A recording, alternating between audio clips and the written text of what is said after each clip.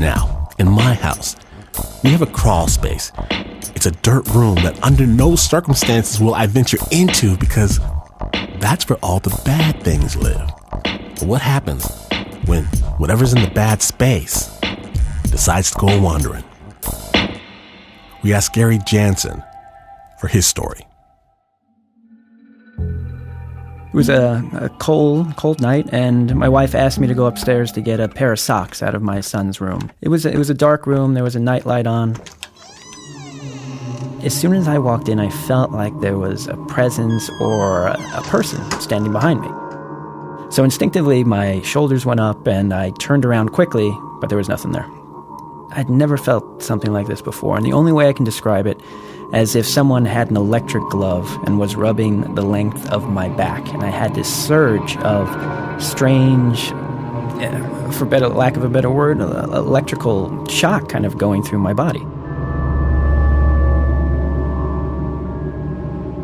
And when it was done, I left the room, walked downstairs, and would have forgotten about the experience had it not happened the next day, and then the day after that, and then the following day.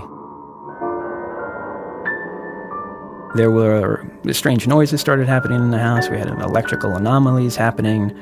There were chills in places where there shouldn't have been chills. I was resistant to the idea that something supernatural could be happening.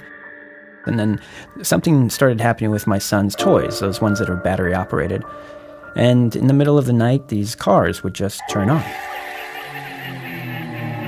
One night, my wife and I are sitting in the living room, and there's a Frosty the Snowman doll in the middle of the room just sitting there. My son's asleep.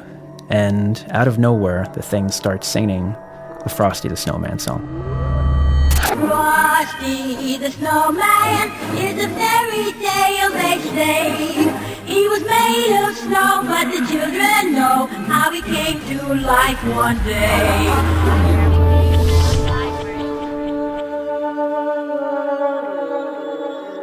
I'm unnerved. I thought maybe this is just my imagination. Maybe it's just stress. Maybe I was sick. It took me about a year of event stacking on top of event before I finally just gave myself over to the idea that maybe something out of the ordinary, something extraordinary, something supernatural was happening in the house.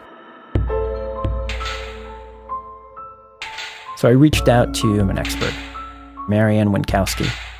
She's able to do readings, or she's able to tell just over the phone whether or not your house is haunted. I had mixed feelings about calling Marianne Winkowski, only because it seemed that I was going a bit over the edge. I thought she was going to be perfectly honest, I thought she was going to be cuckoo. She knew nothing about me. She did not know the story. I did not give her any information.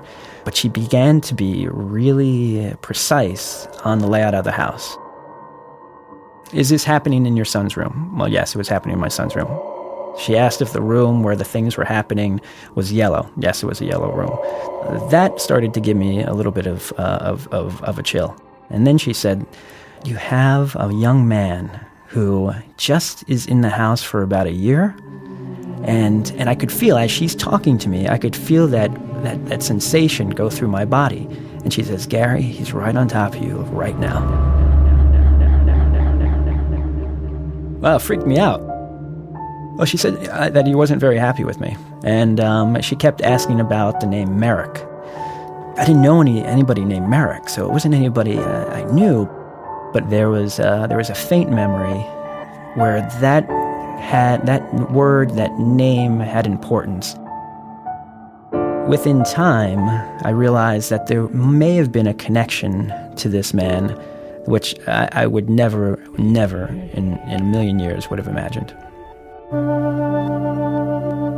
There's a very familiar article about a young man, not named Merrick, but a young man named Peter Smith, who was from Merrick. Merrick was a neighboring town, who died in March of 2007 from a severe car accident. The more I thought about it, the more I realized that I had actually read that article when it had happened back in March of 2007.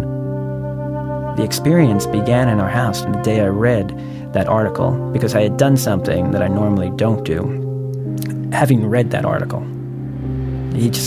From the article, it seemed that he'd been irresponsible and was racing around and ended up killing himself and injuring someone else and almost killing that person. And I remember just calling out loud, "What the hell were you thinking, you idiot?" And I was berating this man who I had never met before. I was just had read in an article who had just died. And after thinking about that, I began to connect these dots.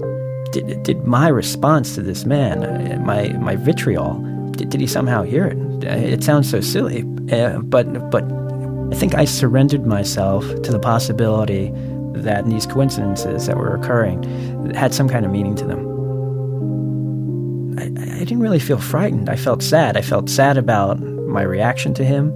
I felt sad for what had happened to him in life. All that being said, I did not want Peter Smith or the ghost in the house. Eventually, Marianne was able to direct me in a way to get the spirits to move on to a funeral home.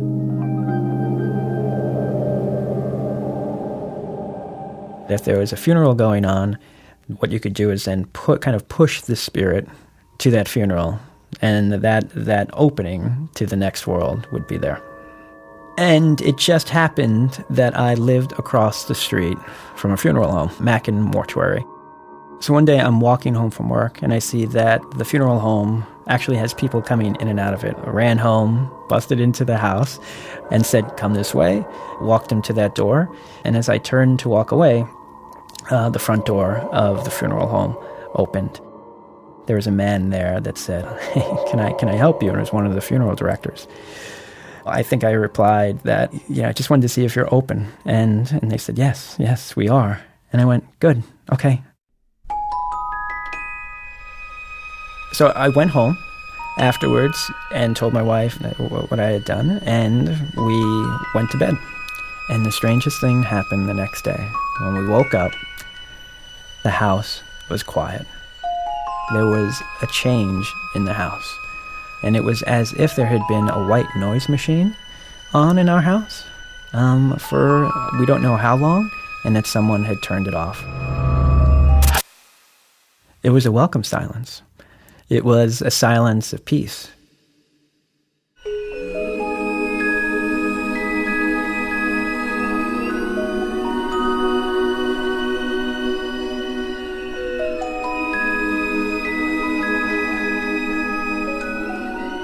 Okay, so we're a little bit freaked out over here at the Snap. Even as we're working on this story where strange forces inhabit other things, the file we were working on mysteriously deleted itself.